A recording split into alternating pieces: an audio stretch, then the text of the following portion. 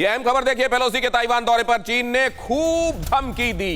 दौरे से पहले ताइवान पर साइबर अटैक की धमकी, दौरे के दौरान ताइपे एयरपोर्ट उड़ाने की धमकी। ताइवान के चारों ओर चीन की सेना वॉर एक्सरसाइज कर रही है और कभी भी कुछ भी हो सकता है, इस बात की धमकी।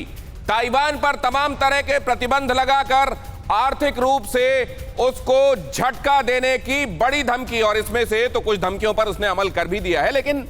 लेकिन इतना बड़ा भोंपू बजाकर ऐसे कदम उठाएगा चाइना को, कम से कम अभी तक लोग इसके लिए नहीं जानते रहे। क्या उसने अपने बारे में एक संदेश दे दिया है इस घटना के बाद? अब जरा देखिए, ड्रैगन की धमकी क्यों कह रहे हैं लोग मिट्टी में मिल गई, किस कदर धमकाया, क्या क्या कहा। यह तक कहा कि नैन्सी पेलोसी के प्लेन को बीच में किस तरीके से टारगेट किया जा सकता है, आसमान में ही, इस बात की भी योजना है। ग्लोबल टाइम्स ने योजना सामने रख दी। जरा देखिए, चीन ने ताइवान को चारों तरफ से इस समय घेर लिया है। अपनी धमकी के मद्देनजर ये जो काम कर रहा है, क्या वो धमकी के प्रपोर्शन में है, या जो धमकाया गया था वो बहुत बड़ी धमकी थी, करने को फेस सेविंग के लिए कुछ तो किया जाना है, इसलिए ये सब किया जा रहा है। ताइवान के चारों ओर मिलिट्री ड्रिल, मिसाइल टेस्ट किए जा रहे हैं। लेकिन आजकल ड्रिल से किसको फर्क पड़ रहा है? जहां देखिए वहां ड्रिल्स चल रही हैं। आजकल ड्रिल से एक फैशन बन गई है। जब तक बुलेट सीधे सीधे आपके यहां या मिसाइल ना आए, तब तक उसको रियल टाइम डेंजर के तौर पर देखा भी जाता है क्या? इसीलिए हम कह रहे हैं, क्या धमकी फुस हो गई? ड्रैगन की धमकी क्या मिट्टी में मिल गई? ताइवान पर इकोनॉमिक सैंक्शंस, नेचुरल सैंड पर रोक। ज्यादा से ज्यादा यह कि नेचुरल सैंड नहीं भेजेंगे आप, तो वहां कंस्ट्रक्शंस के काम जो अभी ताइवान ने पोस्ट कोविड करने शुरू किए हैं वो रुकेंगे। उससे ज्यादा क्या? और जो आपने किया है फूड आइटम्स को अपने यहां जो आप मंगाते थे, आपके यहां वैसे भी लोगों का पेट बड़ा है, भूख रुकती नहीं है चाइना की, और इसीलिए दुनिया भर में आप मछली मारने के लिए निकल जाते हैं अनाधिकृत तरीके से। और अगर बाहर से आप अपने यहां खाना आना भी बंद कर देंगे तो कुछ ही दिनों में आ भी पहुंचेंगे कि नहीं नहीं वापस भेजो, चलो जो बात जो हो गया उसको भूल जाओ। क्या यही करने वाला है चाइना आने वाले दिनों में? चीन में अमेरिकी राजदूत निकोलस बर्न्स को समन किया गया है। ये भी एक तरीके का रूटीन है। आप बुलाएंगे, 3-4 बातें अपने ऐतराज की जताएंगे, उससे आगे क्या? उससे आगे चीन की धमकी यह भी है कि पेलोसी के ताइवान दौरे के गंभीर नतीजे होंगे, और ये नतीजे दशकों तक भुगतने पड़ेंगे। कोयल साहब, आप ही से एक क्विक कमेंट चाहता हूं, इसमें फेस सेविंग ज्यादा है या वाकई वो धमकी को अमल में ला रहा है, और अभी तो ये शुरुआती चरण है उसका? देखिए, अभी धमकी को अमल में लाने वाली बात तो मैं नहीं देख रहा हूं। अभी तो ये खाली एक तरह से रेटरिक चल रहा है, एक्सचेंज ऑफ थ्रेट चल रहे हैं। तो जिसको आप जो आपने बोला फेस सेविंग, वो ज्यादा लगता है बजाय इसके कि इसका कोई खास एक कॉन्क्रीट एक्शन निकलेगा।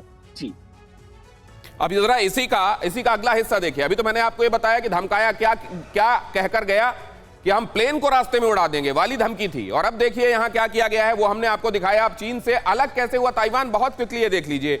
क्यों इतना टची है ताइवान को लेकर, और अगर इतना ही टची है तो अभी तक ताइवान को अपने आप में मिला क्यों नहीं लिया? वो मजबूरी क्या है? ये कई चीजें यहां से आपको उत्तर मिलेगा। दूसरे विश्व युद्ध के दौरान चीन में गृह युद्ध छिड़ा था।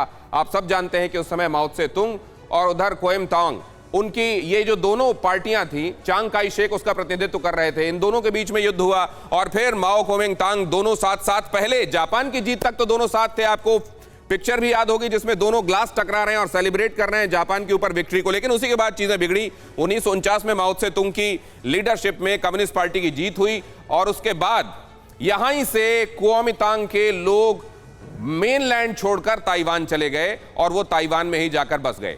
यहीं से कम्युनिस्ट पार्टी की नौसेना की ताकत क्योंकि उतनी ज्यादा नहीं थी, वो लोग क्रॉस करके ये जो ताइवान स्टेट है वहां जाकर उसमें जोर आजमाइश करके वहां से लोगों को खदेड़ नहीं सके, तो एक तरीके से वहीं जाकर बस गए। कम्युनिस्ट पार्टी की नौसेना, जाहिर है ये उस समय उसकी कमजोरी साबित हुई, और इसीलिए ताइवान वहां वजूद में आ गया, और धीरे धीरे उसने अपना मुख्तलिफ वजूद और मजबूत कर लिया। अब उसको मानता तो अपना हिस्सा है चाइना, लेकिन हकीकत क्या है कि अब उससे अलग होकर उसका वजूद बहुत मजबूत हो चुका है। पुरानी बातें भूल नहीं पा रहा है, वो दर्द आज भी उसका कसमसा कर रह जाता है उस दर्द की वजह से। क्या है वो बात जो यूनिफिकेशन की राह में रोड़ा है? क्योंकि 2019 में शी जिनपिंग ये कह चुके हैं कि बाय फोर्स करना पड़ा तो हम यूनिफाई करेंगे। रोकता कौन है? कपिल सर, देखिए, बात रोकने की नहीं है। मेरा एक और सवाल है यहाँ पे कि जिस चीज को इतना बढ़ाया जा रहा है कि इन दोनों में इतना टकराव है, मुझे ये बताइए कि चीन को मजबूत किसने बनाया? सारे अमेरिकन मल्टीनेशनल्स ने जाके वहां पे इंडस्ट्री लगाई, क्योंकि वहां पे लेबर चीप थी, क्योंकि वहां पे कोई स्ट्राइक नहीं होती थी। चीन की इकोनॉमी को उभारा। दूसरी चीज, अमेरिका के अंदर जब कैश खत्म हुआ यूनिवर्सिटीज के अंदर और उसमें लाखों स्टूडेंट चाइना के गए, ये बड़े खुश हुए। इन्हें ये नहीं मालूम था कि कम्युनिस्ट पार्टी की इजाजत के बिना एक वहां पे नहीं जा सकता है। और आज मुझे बताइए, जो अमेरिका के मल्टीनेशनल्स हैं जिनकी वहां पे इंडस्ट्री लगी हुई है, पिछले 2 साल से हम कोविड से सुन रहे हैं कि वो वहां से विड्रॉ कर लेंगे। एक ने भी विड्रॉ किया?